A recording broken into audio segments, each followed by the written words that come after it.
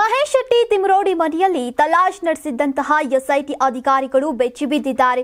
ಜಿತೇಂದ್ರ ಕುಮಾರ್ ದಯಾಮ ನೇತೃತ್ವದಲ್ಲಿ ಬರೋಬ್ಬರಿ 17 ಗಂಟೆಗಳ ಕಾಲ ನಿರಂತರವಾಗಿ ಶೋಧವನ್ನು ನಡೆಸಲಾಗಿದೆ. ಪರಿಶೀಲನೆ ವೇಳೆ 3 ತಲ್ವಾರ್ಗಳು ಪತ್ತೆಯಾಗಿದ್ದು ಅಧಿಕಾರಿಗಳು ವಶಪಡಿಸಿಕೊಂಡಿದ್ದಾರೆ. ತಿಮರೋಡಿ ಪತ್ನಿ, ಮಗಳ ಫೋನ್ಗಳು, ಕೆಲ ದಾಖಲೆಗಳು, ಪತ್ರಗಳು ಅಧಿಕಾರಿಗಳು ತಮ್ಮ ಸುಪರ್ದಿಗೆ ಪಡೆದುಕೊಂಡಿದ್ದಾರೆ. ಮೊದಲು ಕೀಪ್ಯಾಡ್ ಮೊಬೈಲ್ ಅನ್ನು ಬಳಸೋಕೆ ಶುರು ಮಾಡಿದ್ದಂತಹ ಚಿನ್ನಯ್ಯ ಬಳಿಕ ಒಂದು ಆಂಡ್ರಾಯ್ಡ್ ಫೋನ್ ಅನ್ನು ಬಳಸೋಕೆ ಶುರು ಮಾಡಿದ್ದ. ನಿನ್ನೆ ತಲಾಶ್ ವೇಳೆ ಆ 2 ಮೊಬೈಲ್ಗಳನ್ನು ವಶಕ್ಕೆ ಪಡೆಯಲಾಗಿದೆ. ಜೊತೆಗೆ ಲಗೇಜ್ ಬ್ಯಾಗ್, ಬಟ್ಟೆ, ಮೊಬೈಲ್ ಚಾರ್ಜರ್ ಸಿಕ್ಕಿದ್ದು ಎಲ್ಲವನ್ನ ಎಫ್ಎಸ್ಎಲ್ಗೆ ಕಳುಹಿಸಲಾಗಿದೆ. ಇನ್ನು ಎಸ್ಐಟಿ ಅಧಿಕಾರಿಗಳ ಎದುರು ಮಾಸ್ಕ್ ಮ್ಯಾನ್ ಚಿನ್ನಯ್ಯ ಶಾಕಿಂಗ್ ವಿಷಯವೊಂದನ್ನು ಬಾಯ್ಬಿಟ್ಟಿದ್ದಾನೆ.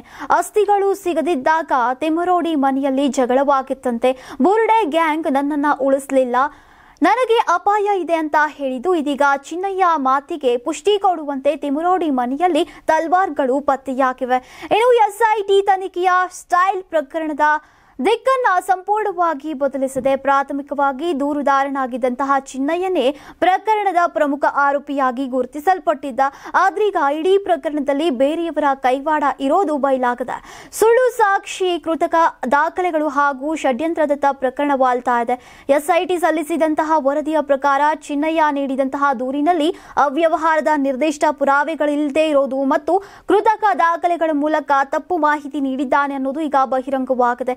ನ್ಯಾಯಾಲಯದ ಅನುಮತಿಯೊಂದಿಗೆ ಹಲವು ಸೆಕ್ಷನ್ಗಳ ಅಡಿಯಲ್ಲಿ ಪ್ರಕರಣ ದಾಖಲಿಸಿ ತನಿಖೆಯನ್ನ ಮುಂದುವರಿಸಲಾಗಿದೆ. ಎಸ್ಐಟಿ ಬಿಎನ್ಎಸ್ ಅಡಿಯಲ್ಲಿ ಪ್ರಮುಖ ಸೆಕ್ಷನ್ಗಳನ್ನ ಜಾರಿಗೆ ತಂದಿದೆ. ಹಾಗಾದ್ರೆ ಯಾವ್ಯಾವುದು ಆ ಸೆಕ್ಷನ್, ಹಾಗಾದ್ರೆ ಯಾವ ಸೆಕ್ಷನ್ಗೆ ಏನೇನು ಶಿಕ್ಷೆ ಅನ್ನೋದನ್ನ ನೋಡೋದಾದ್ರೆ ಬಿಎನ್ಎಸ್ 336 ಕೃತಕ ದಾಖಲೆ ಅಂದ್ರೆ ಫೋರ್ಜರಿಗೆ ಸಂಬಂಧಪಟ್ಟಂತೆ ಸಾಮಾನ್ಯ ಫೋರ್ಜರಿ ಮಾಡೋದು. ಈ ಅಪರಾಧಕ್ಕೆ ಗರಿಷ್ಠ 2 ವರ್ಷ ಜೈಲು ಅಥವಾ ದಂಡವನ್ನ ವಿಧಿಸಲಾಗುತ್ತೆ. ಮೋಸದ ಉದ್ದೇಶದಿಂದ ಮಾಡಿದ್ರೆ ಗರಿಷ್ಠ 7 ವರ್ಷ ಜೈಲು ಮತ್ತು ದಂಡವನ್ನ ವಿಧಿಸಲಾಗುತ್ತೆ.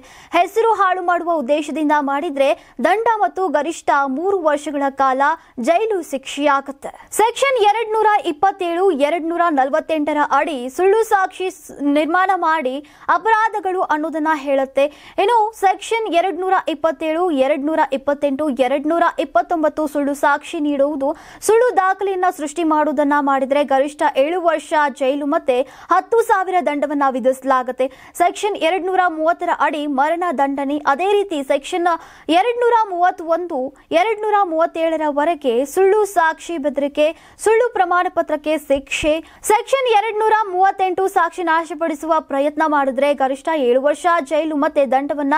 ಹೀಗೆ ಈ ರೀತಿ ಕೆಲವೊಂದು ಸೆಕ್ಷನ್ಗಳನ್ನ ಹಾಕಿಕೊಂಡು ಎಸ್ಐಟಿ ಅಧಿಕಾರಿಗಳು ತನಿಖೆಯನ್ನ ನಡೆಸುತ್ತಿದ್ದಾರೆ.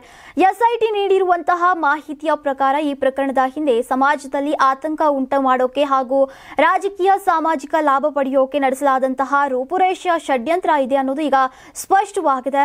ಚಿನ್ನಯ್ಯ ಹಾಗೂ ಸಂಬಂಧಿತ ವ್ಯಕ್ತಿಗಳ ವಿರುದ್ಧ ಈಗ ತೀವ್ರ ತನಿಖೆ ತೀವ್ರಗೊಂಡಿದೆ.